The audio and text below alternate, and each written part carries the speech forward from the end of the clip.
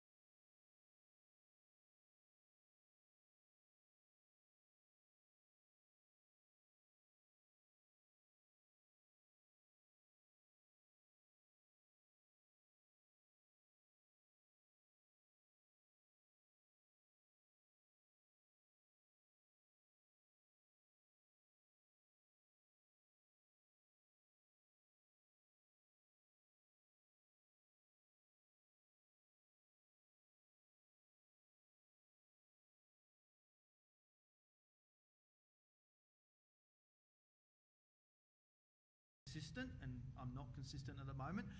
But I was out for a run. Yes, keep your seats. I was out for a run, and I was running down this really long road. And your mind drifts, which is why I like running, because I usually overthinking things. So running down this path, I could see the end of the road, but it was very, very far away. And I was literally turned the corner, and I thought, that is a long way. Like, all right, I'm going to try and do the whole stretch without stopping. And 1 step, 2 step, 3 step, 50 steps, 150 steps, and mind's blank, and now the lungs are taking over, and I'm just seeing how far I can get. But the end did approach. But I was thinking, and I often track in, a run or a walk, 6,000 to 8,000 steps in that time frame. And I was thinking, let's say it takes 6,000 steps. 599 steps. Yeah, 5,999 steps is not the end. So if you think about that proportion of the path, all of it except that last step is the end. So even if you start at 1 and you hit 5,000, it's still, you're in the middle of this long stretch of path. And we come to the end of the book of Ruth. 4 beautiful, well-crafted, beautiful narration of a story that ultimately just has 3 characters. There are a few others, but 3 main characters. And I was thinking about my run, my 5,999 steps, and I still hadn't reached the end. And I was thinking about Ruth, thinking about Naomi. In chapter 1, they've taken that first step in the story. And it's not till chapter 4 do they reach the end of that season of life. And we don't know how exactly, but it takes a few years.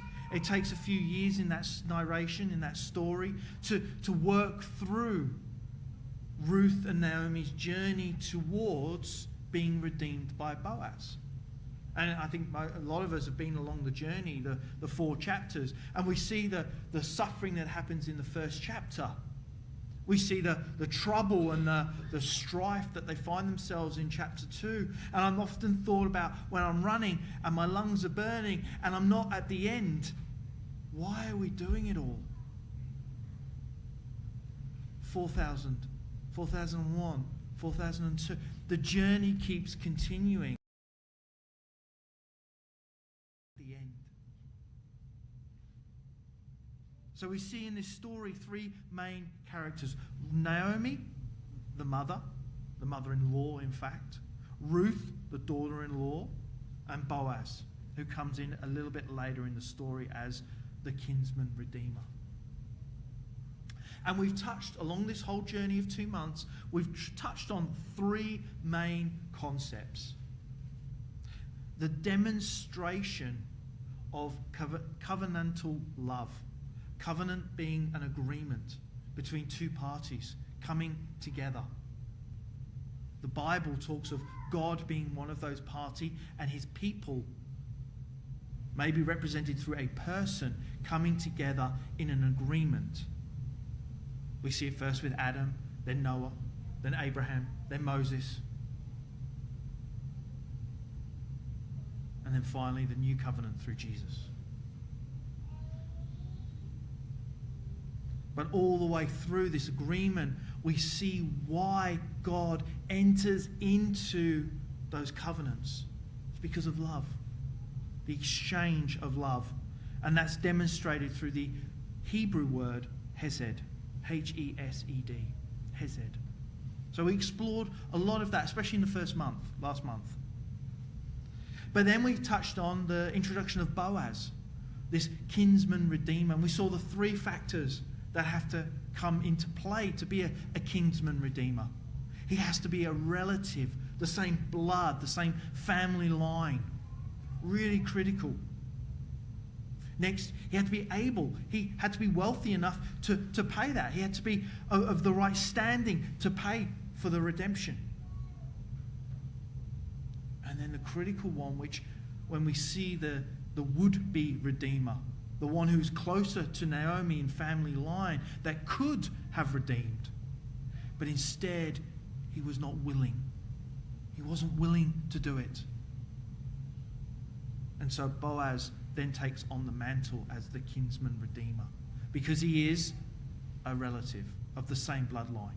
He is able and he is willing.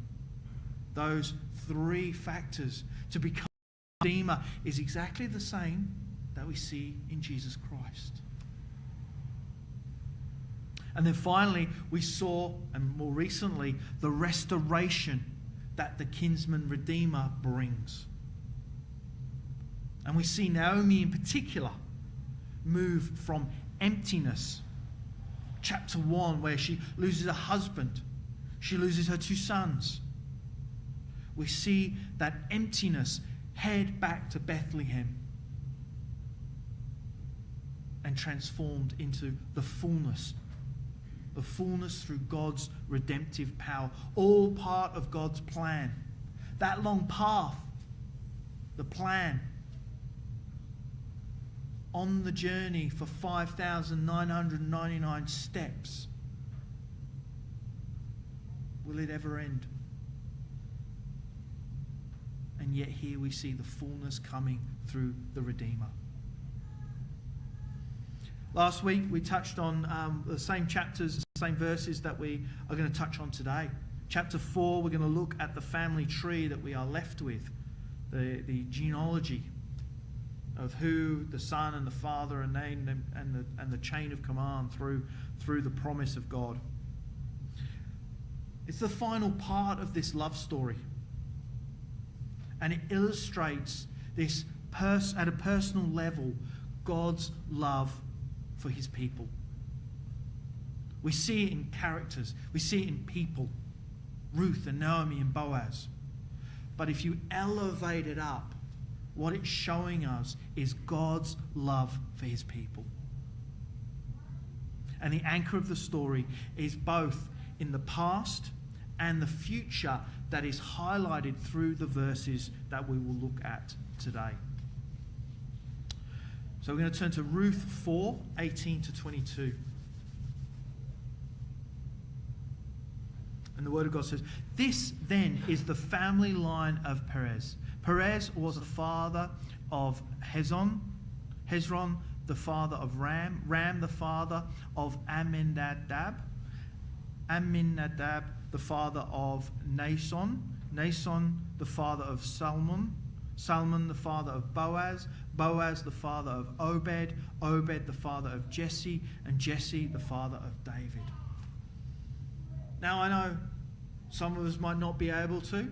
I actually was quite challenged with my own mum's family tree, but because she's youngest of 9, so it's like siblings and then nephews and nieces, and oh gosh, I need a bigger piece of paper to write it all down.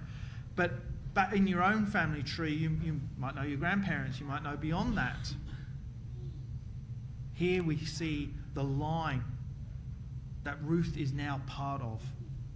We see it stretch back all the way to Perez, all the way forward to David.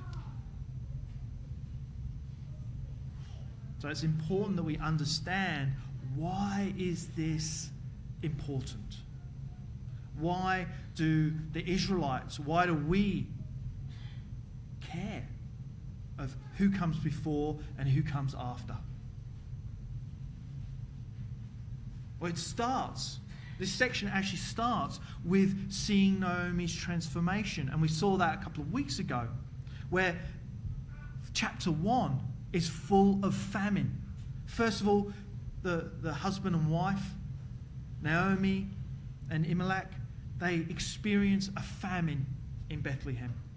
They move to another nation called Moab, and there Naomi experiences losing a husband and her 2 sons. before choosing to return back to Bethlehem. And we see a tortured and scarred woman heading back to her homeland. But she's now a shell of a person, empty, probably so removed from the emotions that she's experienced over the 5 to 10 years that she's been in Moab. So much so that she blames God. She also says, don't call me Naomi, call me Mara, meaning bitter, for God has brought me back empty. She's empty. She's got nothing left to give. And yet, 5,999 steps later, we hear this in 13 to 15 in chapter 4. So Boaz took Ruth, and she became his wife. When he made love to her, the Lord enabled her to conceive, and she gave birth to a son. The woman said to Naomi, "Praise be to the Lord, who this day has not left you without a guardian redeemer. May he become famous throughout."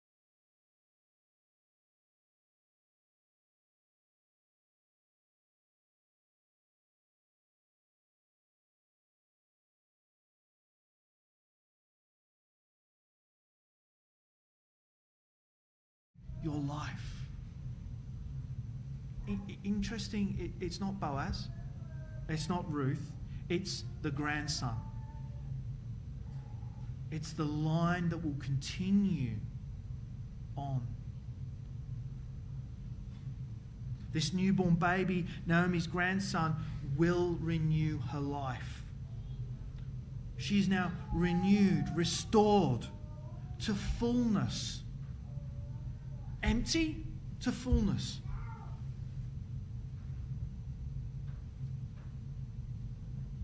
That's the journey. That's the journey we're all on. Every step moving forward until the final step.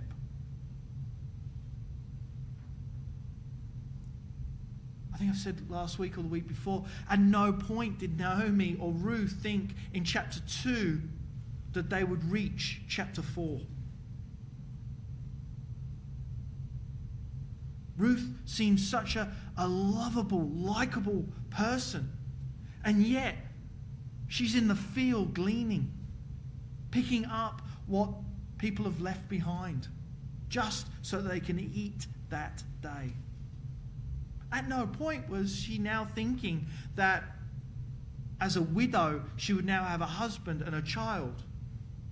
The family line would then continue on.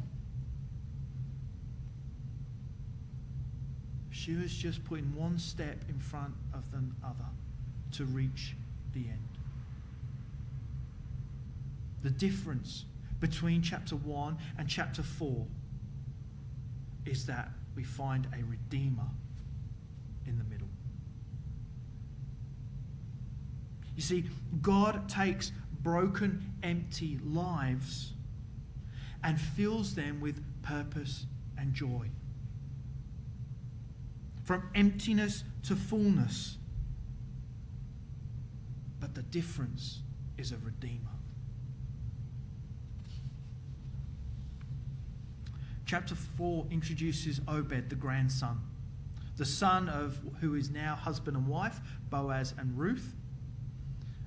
And what it shows us is this really unconventional story. I mean, literally, if you were to write a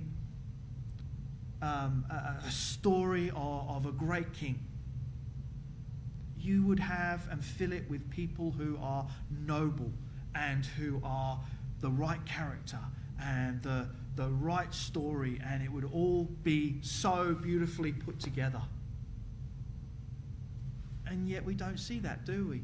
In the Bible, we see lives and families like ours, broken. God using everything that is in our past to build the future to be. Why? Because God doesn't leave it broken. He restores it. As you move closer to God, He heals. He restores. And we see Naomi's renewal is actually part of God's work. But it's not just Naomi that's fixed in this. The grandson who's come along, who's restored the family line, isn't just Naomi's joy. He's actually joy to the world. Why? Because the family line has been restored. Obed is part of the generations to come. But again, God hasn't just used perfection. God has used imperfection. Ruth is Naomi's daughter-in-law, but Ruth was not a Hebrew, was not an Israelite, was not from the promised land. She was outside. She was probably looked upon like, I can't even look at you. I can't eat in the same room. She was a foreigner, an outsider. And yet, God uses her to not only restore the mother-in-law that she quite honestly loved because she followed her back to the promised land where she knew she would be a foreigner, an outsider. But you know what? She had hesed for Naomi and followed Naomi back to her homeland. Giving up, if you remember, against the other daughter-in-law who went back to her family and her gods, Ruth stayed faithful and loyal to Naomi, followed Naomi back and said, "Your God will be my God."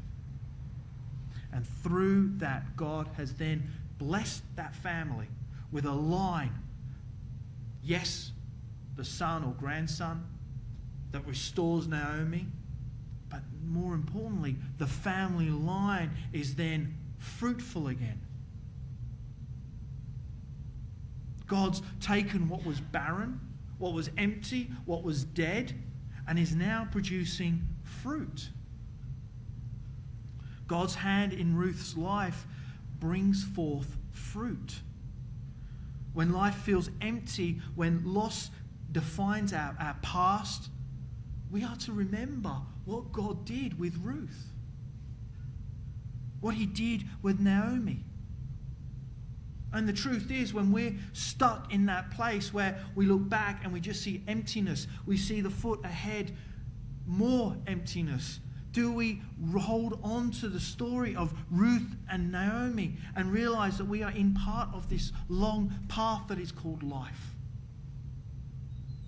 And do we believe that God can transform, that He is molding us, that He is carrying us, that He is moving us forward?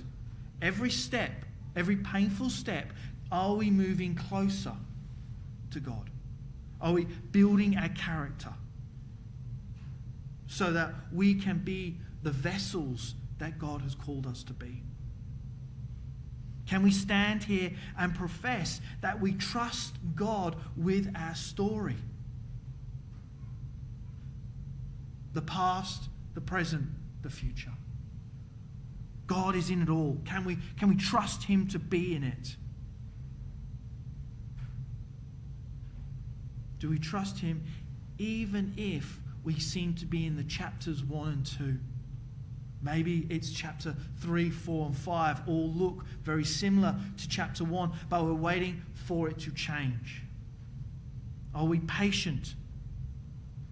Are we holding on in the wilderness going, where's the purpose? How far are we from God in those situations? Perhaps we've been through it. Perhaps we're going through it. But the question is there someone next to you who is also going through it? Maybe they're going through it worse. Maybe you don't know. Maybe they're grieving. Maybe they're in hardship. Are you loving them? Are you supporting them? Just as Ruth supported Naomi when Naomi was at the lowest point a human can be. Call me bitter.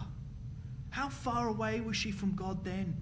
And yet Ruth's love and hesed for her brought her back on the path, one step in front of the other, supporting and loving her through to chapter 4. You see, God delights in restoring broken and filling empty lives with his purpose. He doesn't leave us there. When we step closer to him, he restores, he builds us up, and he moves us with his purpose through us. Listen to Isaiah 61, first four verses.